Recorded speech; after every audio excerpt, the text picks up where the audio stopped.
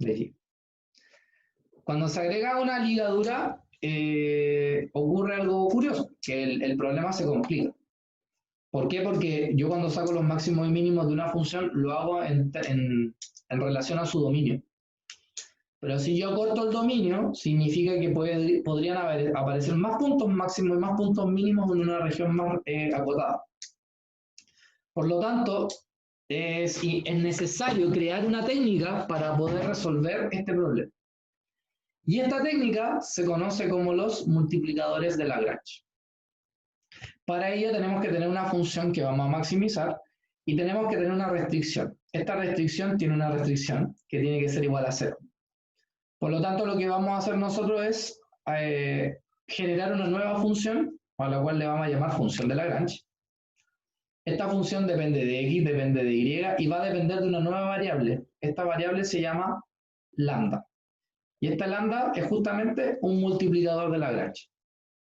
Entonces Lagrange dice que lo que hay que hacer es sumar la función original, a la que quiero maximizar, más lambda veces la restricción. Si se dan cuenta, la restricción vale 0. Por lo tanto, si la restricción vale 0, significa que en el fondo a la función le estoy sumando nada. Así que sigue siendo prácticamente la misma función.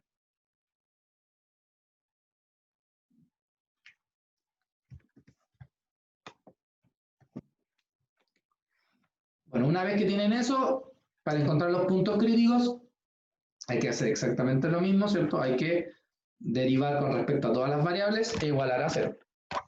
¿Sí? Importante destacar es que acá no van a tener un punto de 3 coordenadas, sino que van a seguir teniendo un punto de 2 coordenadas, pero ese punto está asociado a un multiplicador de Lagrange específico, a un lambda específico. ¿Ya? Si tuviera una función de más variables, la idea es la misma, digamos, es la función más la suma de la multiplicación entre cada multiplicador de Lagrange por cada uno de sus condiciones. No vamos a hacer este caso porque de por sí trabajar con multiplicadores de Lagrange es complejo. ¿Ya? De por sí es largo, más que complejo. Y por lo tanto no tiene ningún sentido porque en algún momento esto si lo trabajan lo van a trabajar con un computador. El computador les va a dar la respuesta. Entonces lo que hay que hacer realmente acá es, vamos a trabajar con términos chiquitos, digamos, más que nada para saber de dónde viene y cómo se interpretan los puntos. Nada. Por ejemplo, tenemos la función f de x, y igual a 49 menos x cuadrado menos y cuadrado, que está sujeta a esta restricción. Claramente esta restricción no está igualada a 0, pero si el 10 lo paso para acá restando, me queda una restricción igual a 0. Por lo tanto, mi función de Lagrange va a ser la función 49 menos x cuadrado menos y cuadrado más lambda veces la restricción. Alguien me podría decir, profe, yo vi un video en YouTube y ocupan acá en vez de un más, un menos. Sí, es verdad. Pero como esta función está igual a 0, da lo mismo que acá sea un más o sea un menos. Van a llegar al mismo resultado. ¿Ya? Ojo con eso. Bueno, entonces tenemos de L a D, vamos a hacer las primeras derivadas. De L a dx me va a quedar menos 2x, me va a quedar lambda, igual a 0. Hago de L a di, me va a quedar menos 2y más 3 lambda. De L a de lambda me va a quedar x más 3y menos 10 igual a 0. ¿Qué hice acá? Acá despejé la x, me quedó lambda medios. Acá despejé la y, me quedó 3 lambda medios y lo reemplacé acá. Entonces, donde dice x coloqué lambda medio, donde dice y coloqué 3 lambda medio, como está multiplicado por 3 me quedó 9 lambda medio. Sumo de fracciones, ¿cierto? Lambda más 9 lambda son 10 lambda, y el 2 que me quedó abajo pasa multiplicando el 10, que me queda 20. El 10 pasa dividiendo y por lo tanto el lambda vale 2. Si el lambda vale 2, reemplazo acá y eso me da que el x vale 1 y reemplazo acá y me da que el y vale 3. Por lo tanto, el punto crítico es el punto 1,3, ¿cierto? Cuyo multiplicador de Lagrange asociado sería lambda igual a 2. ¿Ya? Hasta acá, ¿alguna duda? Solo derivado, ¿no? Solo derivamos y encontramos los puntos críticos de la misma forma como lo hacíamos antes. Ahora, ¿qué hay que hacer? Clasificar este punto, si es máximo, si es mínimo. Y para clasificarlo vamos a usar el criterio de la hessiana o el de la discriminante que le llamamos, ¿cierto? Para ello vamos a recordar que el lambda es una constante. Por lo tanto, no vamos a considerar una función de 3 variables, sino que una de 2 por 2, ¿no? Por lo tanto, ¿qué hay que hacer? Calculen la segunda derivada de él, la segunda derivada de él y la segunda derivada mixtas. Entonces, la segunda derivada de x me da menos 2, la segunda derivada de y me da menos 2 y la segunda derivada cruz mixta me da 0. Recuerden que el triángulo era multiplicar estos dos y restarlo por el al cuadrado. Y obviamente eso me da 4, que es positivo. Por lo tanto, el triangulito es positivo. Y como la segunda derivada con respecto a x es negativo, entonces yo puedo decir que este punto es un máximo. Claramente aquí fue fácil, ¿por qué? Porque tengo un solo lambda y por lo tanto y un solo punto crítico, así que llegar y determinar su característica. Digamos. Veamos un ejemplo un poquito más complicado. En este caso, lo que tenemos es una función, ¿cierto? Cuyo dominio es R2, o sea, es todo el plano XY, pero esta vez queremos encontrar los extremos sujetos a esta condición. X cuadrado más Y cuadrado menor o igual a 1. Esta condición es un círculo que tiene contemplado todos los puntos en el borde y a todos los puntos que están dentro.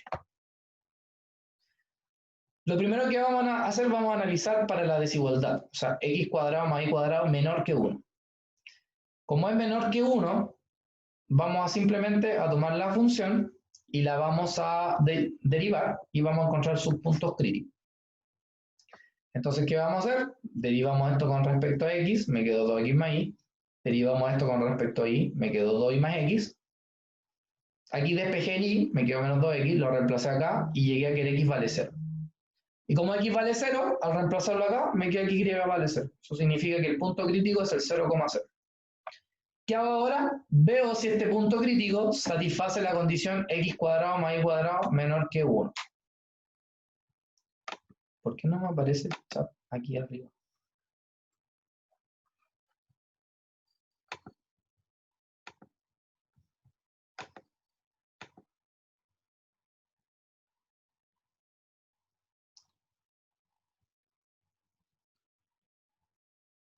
Sí, para el caso del menor y después para el caso del igual. ¿Qué es lo que es F o L? Ahí en la derivada parcial, salía derivada respecto ¿Acá? a f, no, esa,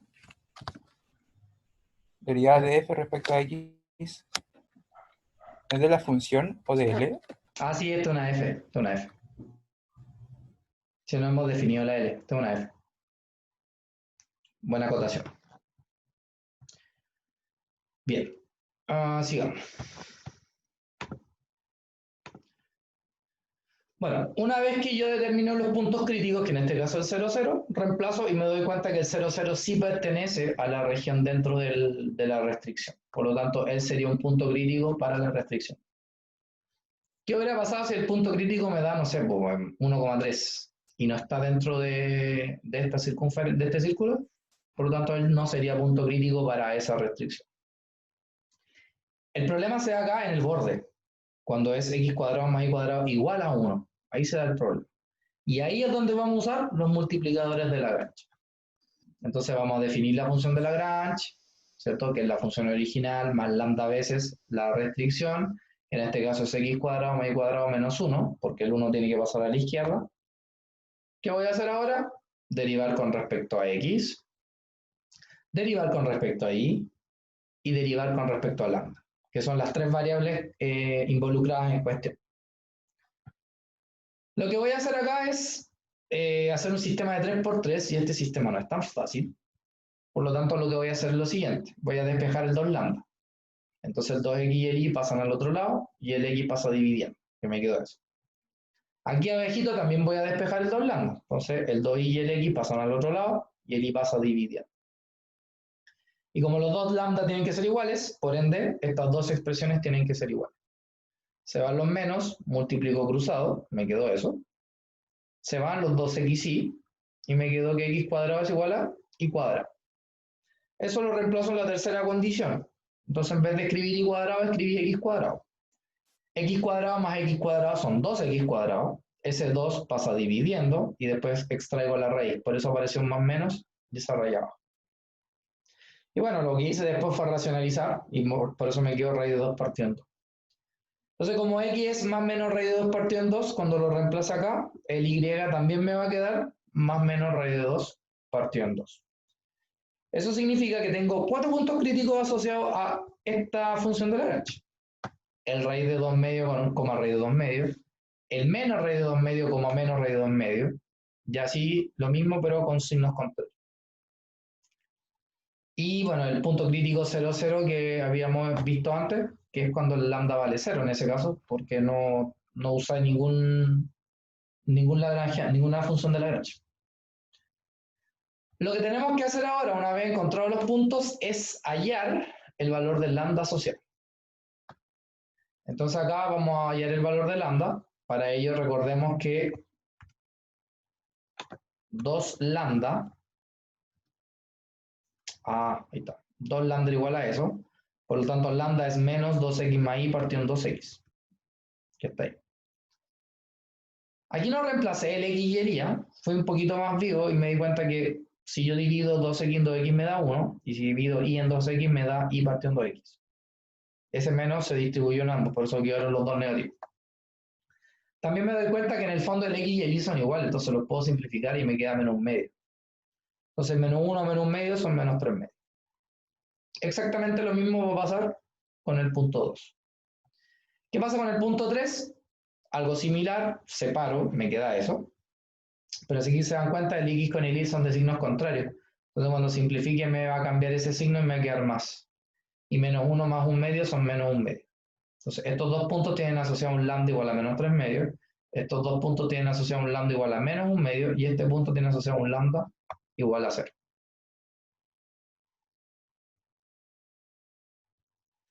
En la vida hay amores que nunca... Bien. Lo que hice ahora fue reemplazar cada punto en cada una de las funciones originales, porque la restricción no tiene nada que ver. ¿Ya? Lo reemplacé en el punto original, la función original. Si se dan cuenta o se acuerdan, la función original era el primero al cuadrado, la multiplicación de los dos, el segundo al cuadrado. O sea, el primero al cuadrado, la multiplicación de los dos, el segundo al cuadrado. Eso me dio 3 medios. Abajo también me dio 3 medios, después me dio un medio, y el último que me dio 0. Claramente se puede observar que estos dos puntos representan un máximo y que este punto representa un mínimo. ¿Por qué? Porque es el valor más chico y estos son los valores más grandes. Y bueno, para clasificarlo en realidad habría que usar el tema de la hessiana. No lo hice por temas de tiempo, pero eso en su generalidad, digamos. ¿Alguna duda?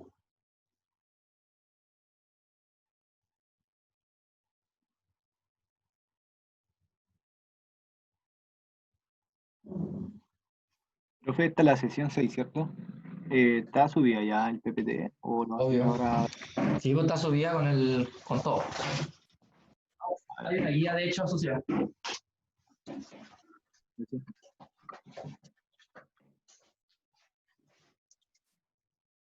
Hay una guía que está con esta materia.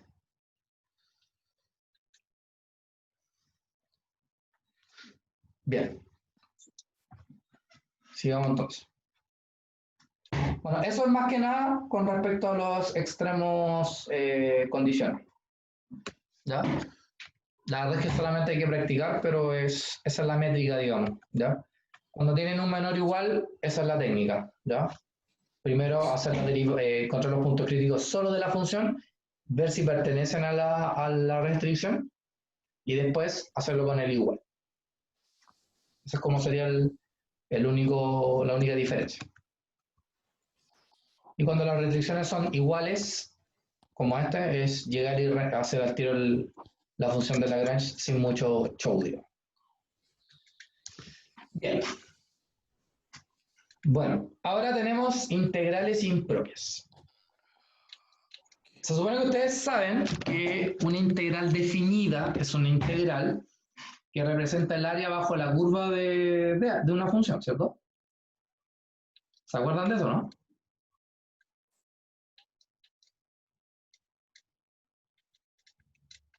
Sí. Bueno, esa integral definida tiene una característica. Por ejemplo, aparentemente esta es una integral definida. Pero el intervalo en donde se calcula el área, todos los puntos de ese intervalo tienen que estar definidos en la función. O sea, ninguno podría indeterminar la función. Pero hay integrales cuyos extremos podrían ser infinitos, cuyo intervalo, ya sea en el extremo o entre medio, hay un punto que haga que la función se indetermine, como acá, que el denominador no puede ser 0 y entre el menos 2 y el 3 está el 0. O que como acá, por ejemplo, el x no puede ser ni 2 ni menos 2 y está el 2 y el menos 2 y además los límites de integración son infinitos. Entonces, a este tipo de integrales se le conocen como integrales impropias. ¿Ya? Y existen tres tipos de integrales impropias. Las de primera especie, las de segunda especie y las de tercera especie. Entonces, lo que vamos a hacer ahora es analizar las de primera especie. Las de primera especie son de esta forma. O sea, uno de los límites de integración a lo menos es infinito, ya sea más infinito o menos infinito. La función tiene que estar definida en todo el intervalo, ¿ya? Y también podría darse el caso que ambos límites de integración sean infinitos, uno el menos y el otro el más infinito. Cuando pase eso, lo que hay que hacer es un cambio de variable. Entonces, por ejemplo, si el límite superior es más infinito, lo que van a hacer es cambiar ese más infinito por una b, pero van a adicionar un límite cuando b tiende a más infinito. Entonces, ¿qué van a hacer? Van a calcular la integral, la van a evaluar entre el a y el b, y al resultado le van a calcular el límite. Profesor, ¿ese Dime. B tiene que ser un real o solo una incógnita? Es como una incógnita, porque b tiende a infinito.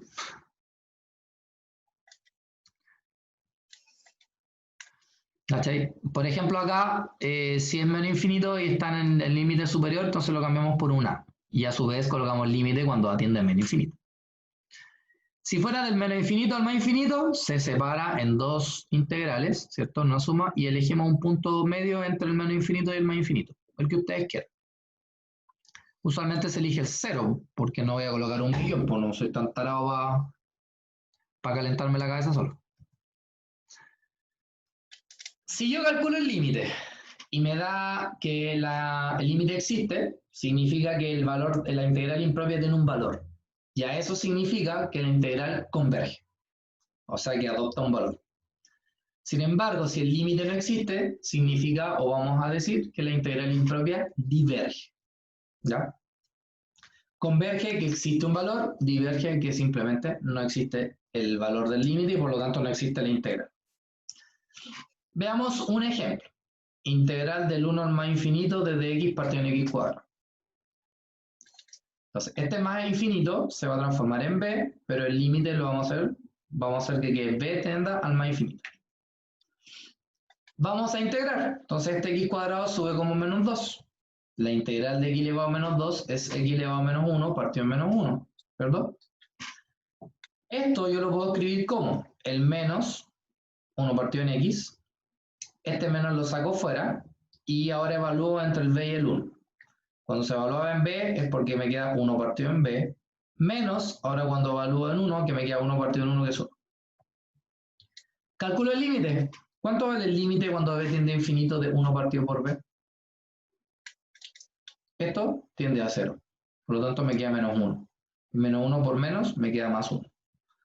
Eso significa que esta integral converge ¿a qué valor? Al 1.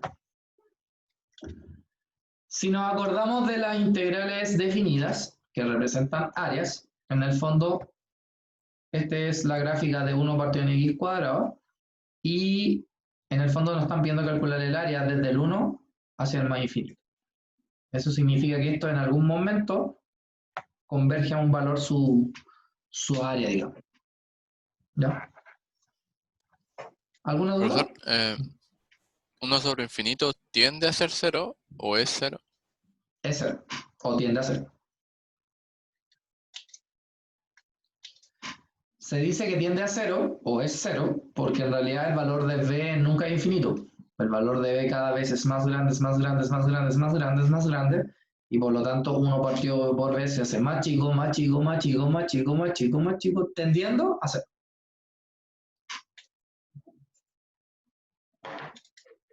Recuerda que ese es el concepto de límite, que tiende, no que es. Pero tiene una similitud.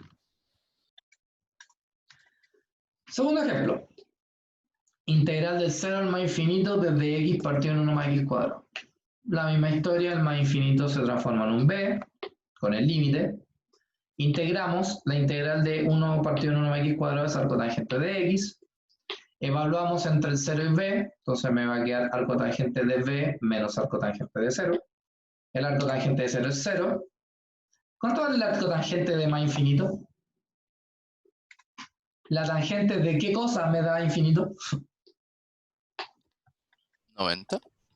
90 grados, que como número real sería pi medio.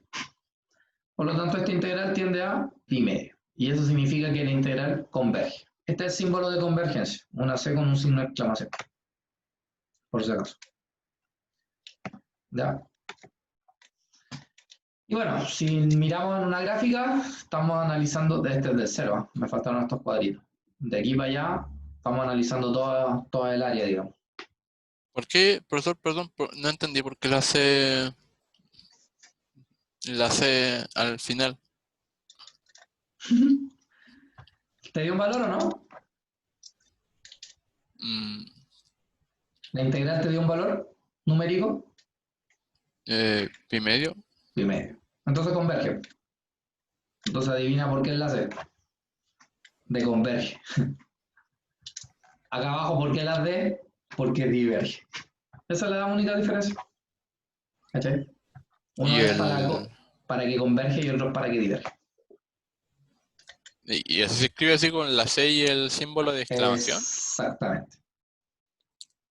Oh, Es como abreviar con la palabra converge. ya ¿Está rico lo entendí. que estáis comiendo? Galletas de vino.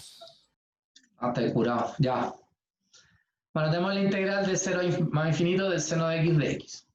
Lo mismo, el más infinito lo vamos a cambiar por un b. La integral del seno es menos coseno. El menos sale fuera. Evaluamos entre b y 0. Por eso quedó coseno de b menos coseno de 0. Si bien es cierto, el coseno de 0 es 1, pero el coseno de más infinito no existe. El coseno es una función que es acotada. Pero al ser más infinito, significa que esta función acotada puede tomar un máximo como puede tomar un mínimo. Por lo tanto, no sabemos qué valor toma, por eso no existe. Y como no existe, entonces diverge.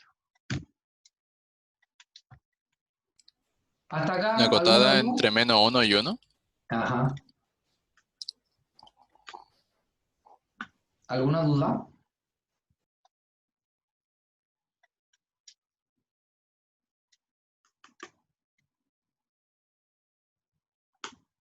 ¿No? ¿Y una duda? Hay una duda. El chat me aparece.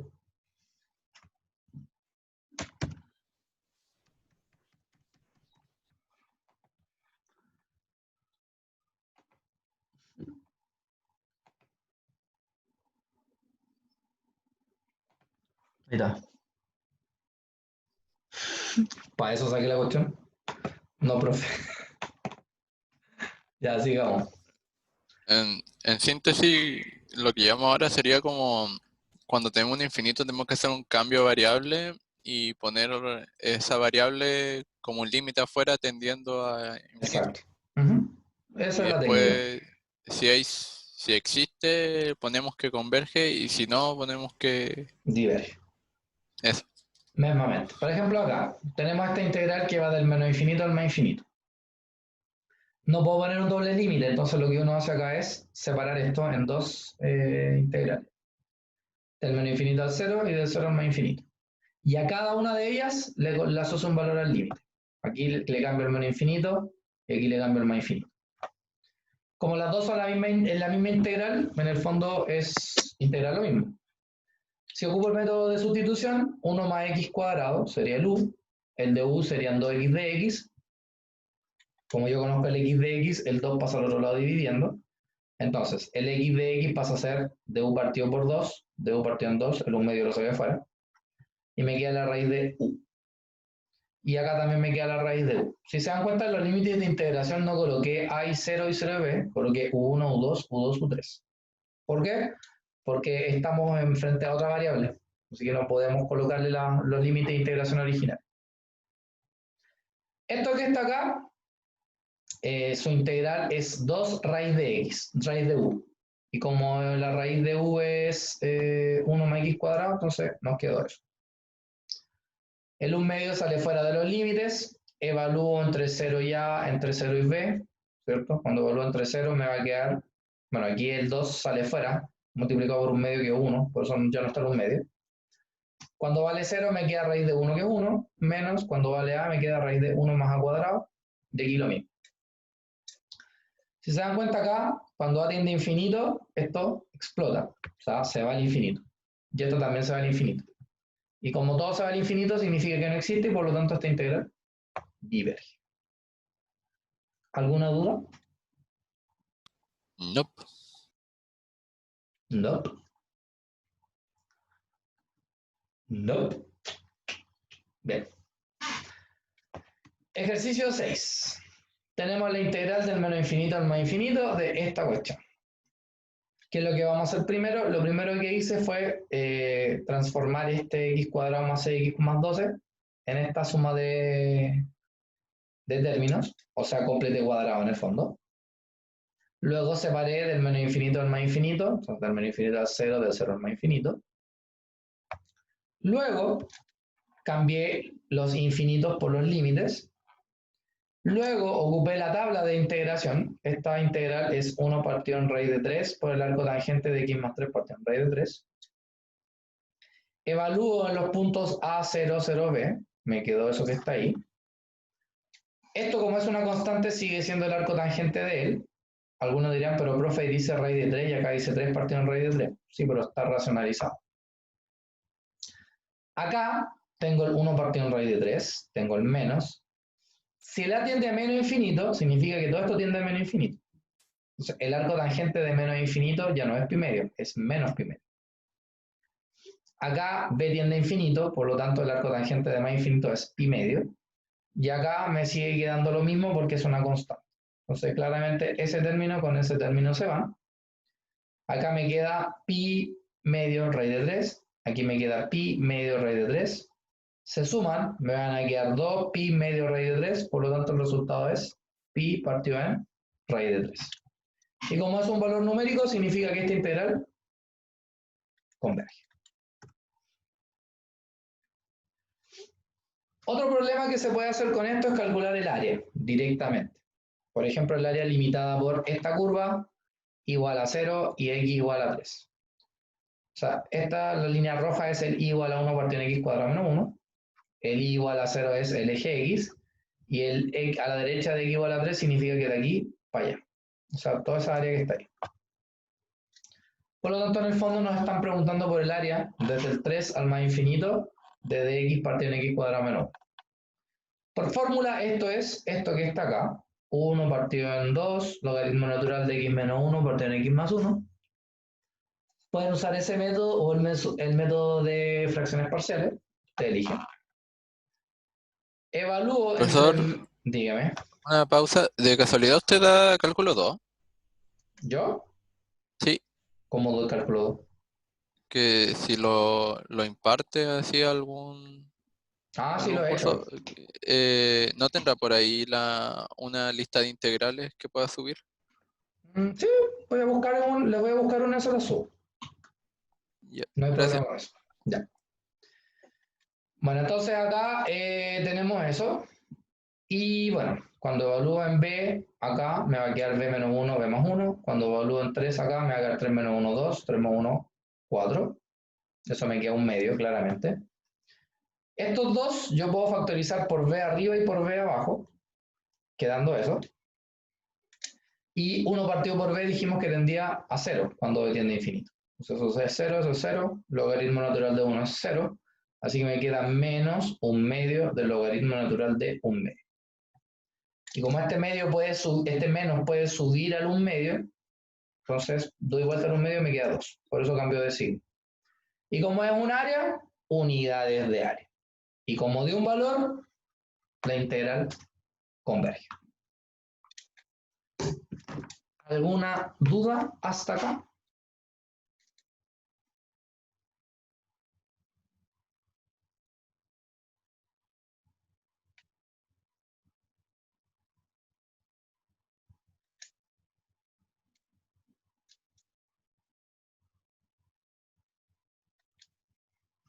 ¿No? ¿Ni una duda? Perfecto. Bien. Bueno, resulta que después tenemos integrales de segunda especie. ¿Cuáles son las características de las integrales de segunda especie? Son integrales aparentemente definidas normalmente porque no hay infinitos, pero ya sea en el extremo superior, ya sea en el extremo inferior o ya sea entre medio del intervalo, hay un problema con uno de esos números que hace que indetermine la función, como por ejemplo en este caso. Cuando el extremo superior, cuando voy a integrar de A hasta B, si se dan cuenta acá, esta curva es asintótica con respecto a la asíntota x igual a b. Por lo tanto, lo que yo necesito es calcular el área un poquito antes de b. Eso significa que a b le voy a restar un épsilon, pero este épsilon tiene que tender a 0. O sea, en el fondo voy a hacer un límite cuando épsilon tiende a 0 de eso. Cuando el límite es inferior, o sea acá, de A a B, lo que tengo que hacer es calcular el área un poquito después de la. O sea que a la le voy a sumar este épsilon. También cuando el límite, cuando épsilon tiende a 0 por la derecha. ¿Ya? Más que nada por el tema de que el épsilon al tender a 0 no puede ser por la izquierda porque no nos estamos acercando por valores negativos, sino que por valores positivos. ¿Y qué pasaría si tuviera un problema entre medio? Simplemente separo entre medio y en cada uno de sus límites le resto épsilon y al otro le sumo el épsilon. Como por ejemplo acá tenemos la integral del 0 al 1 de dx partido de la raíz de 1 menos x cuadrado. Claramente acá el problema se da en 1, porque si reemplazo 1 acá, 1 menos 1 me da 0 en el denominador. Como está en el límite superior, necesito restarle un poquito. Por eso coloco 1 menos epsilon cuando el límite, cuando epsilon tiende a 0 de la cuestión. Integro. Eso por fórmula es el arco seno de x. Evalúo. Entonces me queda arco seno de 1 menos epsilon menos arco seno de 0.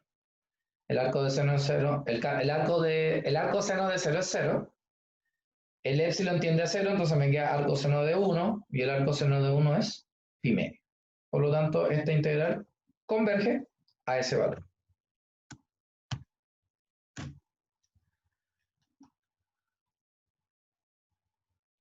Segundo ejemplo.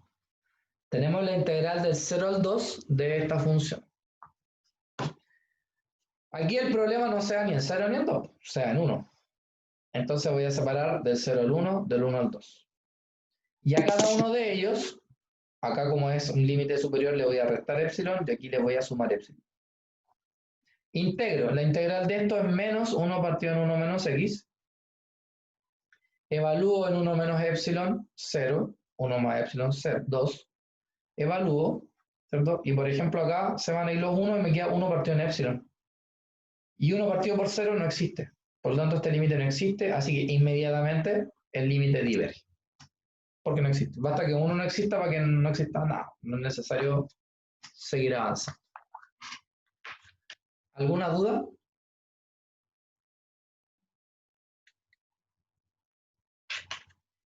Profe, ¿podría volver a explicar el ejercicio? Por favor. ¿Qué cosa? Todo no creo. Chale. ¿Qué cosa no entendiste? Acostumbrémonos a preguntar lo que no entendí. No creo que todo. Si no, soy un fracaso de profe. No, tranqui. La parte donde colocó 1 menos epsilon y 1 más epsilon, ¿por qué eligió eso? ¿Por qué elegí el 1 como límite de integración? Claro, más que eso, por qué le agregó la epsilon. Eso no cacho. Se me fue la internet en un ratito, así que. Porque este 1 indetermina a esta función. ¿Cachai? Este 1 indetermina a esta función. Entonces, cuando el límite es superior, tengo que calcular el área un poquito antes del 1. Por eso al 1 le resto epsilon. Ah, ya. Y acá, cuando el límite es inferior, tengo que ser un poquito después. Por eso le sumo epsilon. Generalmente cuando es arriba se le resta y cuando es abajo se le suma. Así nada más. Ya, profe. Entonces, una vez que tienes eso, integras. La integral de esto es menos 1 partido en 1 menos x. Evalúas. Y acá te das cuenta que, por ejemplo, cuando colocas 1 menos epsilon acá, se van los 1 y te queda 1 partido en epsilon. Pero como el epsilon tiende a 0, te va a quedar 1 partido por 0. Y eso no existe. Por eso, pum, esto inmediatamente diverge.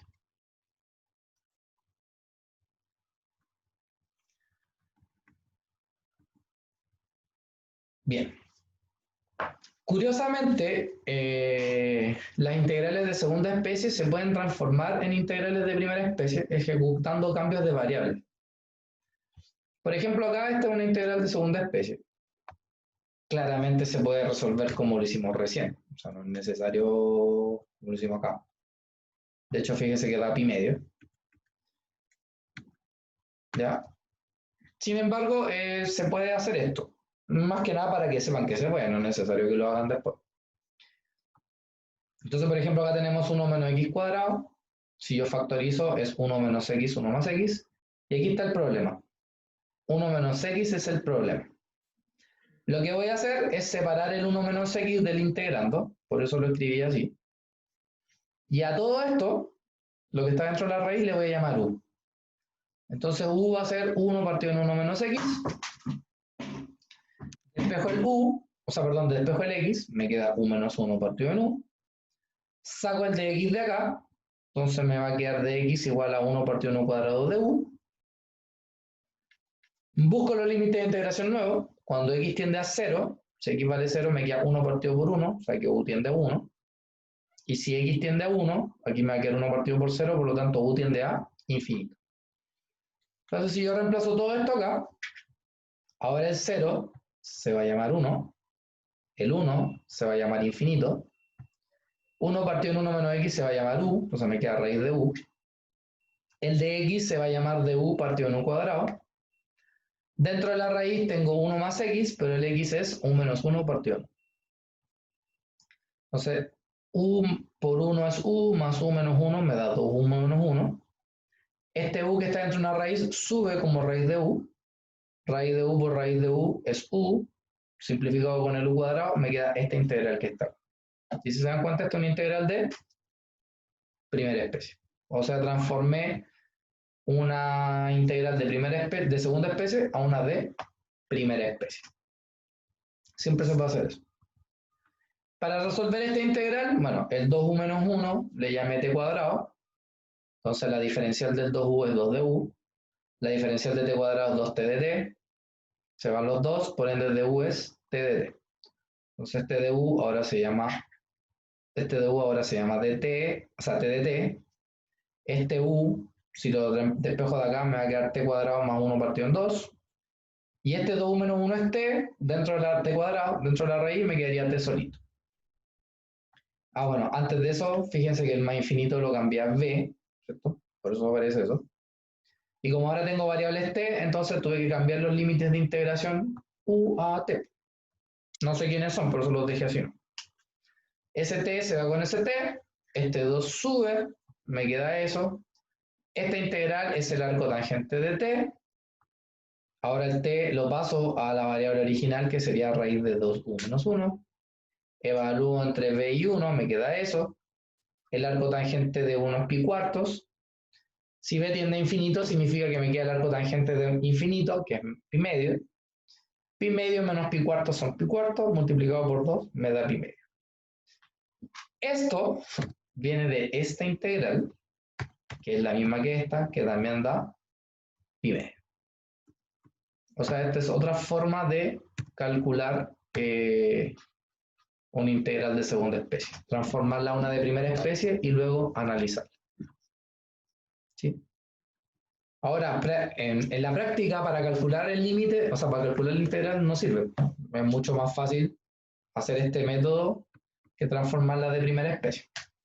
Pero existe, digamos, para que lo sepan. Y por último, tenemos las integrales impropias de tercera especie. Las integrales impropias de tercera especie tienen una característica principal, que es que están compuestas por partes de la primera especie y partes de la segunda especie. Por ejemplo, esta integral tiene un más infinito, por lo tanto es de primera especie. Pero tiene problema en cero, o sea, de segunda especie. Como tiene mezcla entre primera y segunda especie, es de tercera especie. ¿Qué vamos a hacer acá? Porque el 0 y el más infinito son un problema, entonces vamos a buscar un punto intermedio, que va a ser el 1. Entonces esta la integré del 0 al 1, del 1 al más infinito. A esta le tengo que hacer el trabajo del épsilon. Como está en el límite inferior, le tengo que sumar un épsilon. Y aquí, como es más infinito, le tengo que cambiar por un b. En ambos casos, el límite cuando épsilon tiende a 0 y en el otro cuando b tiende a infinito. Integro. La integral de dx partido en x cubo es menos 1 partido en 2x cuadrado. Evalúo, que es lo que está acá. Claro, esto es 0, aquí me da más un medio, todo bonito, pero acá no, porque me queda 1 partido por 0, y 1 partido por 0 no existe. Como esto no existe, nada existe. Por lo tanto, esta integral realmente diverge. Y esas son las famosas integrales impropias. Hay muchas más cosas de las integrales impropias. Hay criterios de convergencia que sin tener que calcular el límite yo puedo saber si el límite existe o no. ¿Ya? Sin embargo, no los vamos a alcanzar a ver. ¿Ya? Solamente se los nombro para que si alguno de ustedes quiere verlo después, lo puede buscar. ¿Ya? Pero lo más importante es que por lo menos sepan calcular los límites, las integrales impropias. De acá está la aplicación más importante de la integral impropia, que tiene que ver con las ecuaciones diferenciales. Materia que a ustedes les encanta por lo demás. Y esta tiene que ver con algo que se llama la transformada de Laplace. La transformada de Laplace es una transformada, ¿ya?, que me permite, digamos, transformar, valga la redundancia, una función de variable x a una función de parámetro s. ¿Sí? Y donde está la gracia de la transformada de Laplace. Y esta es la fórmula de la transformada de Laplace. O sea, Laplace dice que para transformar una función simplemente tengo que calcular la integral impropia del 0 al más infinito, esto siempre así, de elevado a menos sx por la función de x, donde ese es un parámetro cualquiera. Por ejemplo, ¿cuál es la transformada de Laplace del seno de ax? Entonces, tenemos la integral del 0 al más infinito de elevado a menos sx por la función que en este caso es seno de ax. Como ya sabemos, el más infinito se transforma en un b con el límite. Esta integral no es una fórmula, se utiliza la integración por partes, pero como fórmula quedaría eso. ¿Ya? Reemplazo acá, ¿ya?, el menos a cuadrado, s cuadrado, a cuadrado, salen fuera del límite. Me queda el límite cuando b tiende a infinito de esto, evaluado entre 0 y b. Entonces cuando evalúo en b, donde dice x coloco b, menos donde dice x coloco 0. Si se dan cuenta, no coloqué el término con seno porque seno de 0 es 0, por eso no lo escribí. Me quedaron esos tres términos. Y esto tiende a 0. ¿Por qué? Porque si bien es cierto el coseno tiende a infinito, pero el coseno es agotado. Y el elevado a menos infinito tiende a 0. ¿Ya? Entonces, cuando yo tengo una multiplicación de una función agotada por un límite cuando tiende a 0, todo tiende a 0. Eso es un criterio de convergencia. Esto tiende a 0, esto tiende a 0, y me queda simplemente menos 1 partido en a. Entonces ese menos con ese menos se van, ese 2 con ese a se simplifican y me queda a partido en ese cuadrado más a cuadrado. Y esa vendría siendo la transformada de Laplace. ¿Sí? De hecho es bastante útil porque la transformada de Laplace permite determinar funciones, digamos, o determinar las soluciones de manera mucho más sencilla que una ecuación normal. Se supone que eso lo deberían ver más adelante, ¿ya? Pero es lo que hay. ¿Sí? Eso, chiquillos. Eso es lo que concierne a la sesión número 6. ¿Alguna duda?